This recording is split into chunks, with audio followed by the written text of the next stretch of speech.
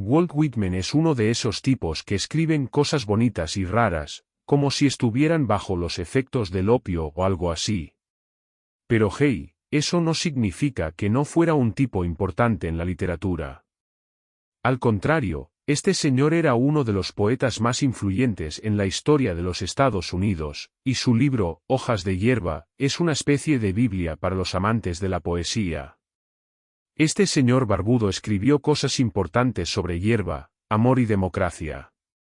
Pero lo que más gusta de Whitman es que era un tipo libre y rebelde, que si salía del molde y escribía sobre temas que muchos de sus contemporáneos consideraban tabú, como la sexualidad y la muerte. Además, también fue un defensor de la igualdad y la democracia, y eso se nota en su poesía. Podemos pensar que Whitman es como el abuelo hippie de la poesía. ¿Qué sabemos de su vida?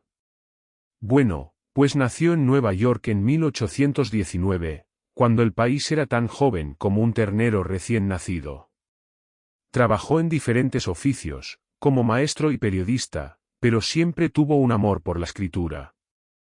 Y aunque su primer libro de poesía, Hojas de hierba, no fue muy bien recibido en su momento, eventualmente se convirtió en un clásico de la literatura estadounidense. Pero lo más interesante de Whitman es que era un tipo difícil de apaciguar. Era como si no pudiera evitar ir en contra de las normas establecidas. Por ejemplo, durante la Guerra Civil, se desempeñó como voluntario enfermero en hospitales de campaña, lo cual estaba fuera de lo común para un hombre de su edad. Y su poesía también rompió barreras, al abrazar temas como la sexualidad y la naturaleza de una manera abierta y honesta. Whitman era un tipo con muchas capas, un poeta, un rebelde, un humanista y un amigo de la hierba, literalmente. Este hombre fue un verdadero innovador, un pionero del mundo poético. Él no se conformaba con lo que ya estaba escrito, no, señor. Él experimentaba con el lenguaje, utilizaba coloquialismos, americanismos, extranjerismos, jerga y neologismos para crear algo nuevo y emocionante. ¡Qué maravilla! Y no solo eso, los versos de Whitman eran larguísimos. Él utilizaba el verso libre para poder expresarse a su antojo, sin restricciones. Y para darle un toque de ritmo, utilizaba el paralelismo sintáctico y las repeticiones. Pero espera, no es todo. La estructura de sus poemas también era bastante irregular. Utilizaba estrofas irregulares y unión de opuestos. ¿No te parece increíble? Pero lo más sorprendente de todo es que Whitman lograba armonizar lo material y lo espiritual. ¡Qué locura! Además, su obra tenía una estructura anafórica bíblica, como si fuera un sermón, pero en vez de hablar de religión, hablaba de democracia, naturaleza, amor y amistad. Y no te pierdas esto, Whitman catalogaba todo. Personas, lugares, emociones, sentimientos, todo lo que se le cruzaba por la cabeza. Era un verdadero catálogo poético. La obra de Walt Whitman es un verdadero tesoro poético que vale la pena descubrir. Así que si eres de esos tipos que disfrutan de la poesía un poco loca y rebelde, Walt Whitman es tu hombre. Y si no, pues al menos puedes presumir de haber leído a uno de los poetas más importantes de la historia de los Estados Unidos. El autor tuvo pocos años de educación formal, estudiando en una escuela pública de 1825 a 1830. Abandonó los estudios para trabajar como oficinista. En 1832, fue aprendiz del periódico Long Island Patriot y luego trabajó como escritor para The Long Island Star. Ya en 1838, comenzó a editar el periódico Long Islander y también trabajó para el Long Island Democrat. En 1841 se convirtió en editor de The New World en Nueva York y escribió para Democratic Review. Durante los siguientes 3 años, también escribió para publicaciones periódicas como Aurora, Evening Tatler y Mirror. En 1845, trabajó en el Brooklyn Evening Star.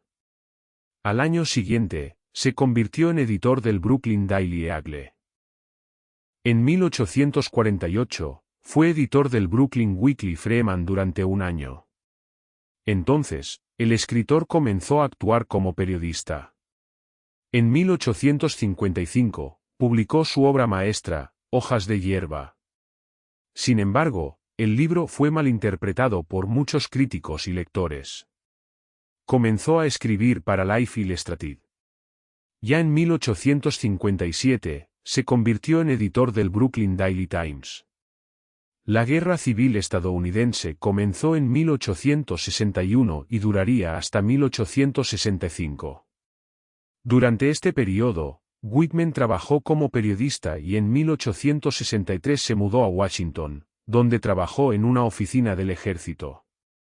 2 años más tarde, asumió un cargo en el Departamento del Interior y asistió a la segunda toma de posesión del presidente Abraham Lincoln, 1809 a 1865. En 1865, fue destituido de su cargo por el secretario del Interior James Harlan, 1820 a 1899, posiblemente por publicar poesía considerada obscena. Pero fue designado para otro cargo en la oficina del Fiscal General de la República. Ese mismo año inicia una relación amorosa con el conductor de tranvía Peter Doyle, 1843 a 1907. Whitman sufrió un derrame cerebral en 1873. Como consecuencia, se fue a vivir a Camden, en el estado de Nueva Jersey, a la casa de su hermano George. 7 años después, viajó a Canadá. En 1882 recibió la visita del escritor irlandés Oscar Wilde, 1854 a 1900. Ese año, el fiscal de distrito de Boston presentó cargos contra la nueva edición de Lips of Grass. Esto solo aumentó el interés de los lectores en el trabajo.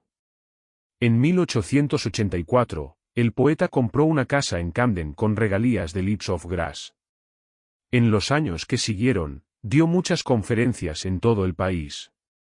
Sin embargo, en 1888, sufrió otro derrame cerebral que le dejó bastante afectado. Murió el 26 de marzo de 1892 en Camden.